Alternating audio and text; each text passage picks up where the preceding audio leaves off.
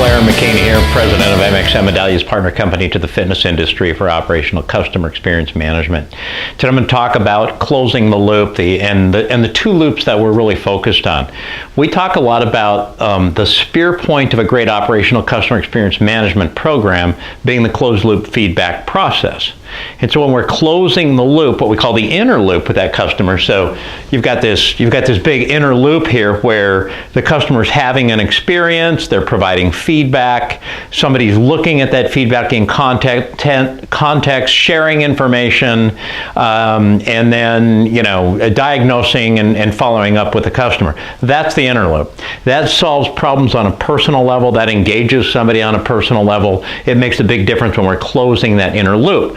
But we have what's called case management. And that case management form, under the button that says process this case, is where the person closing that loop has to be very thoughtful about maybe what can be accomplished at a bigger level. That's why it's so important that when you process a case, you're timely with the customer, you're relevant to the customer, and you utilize case management.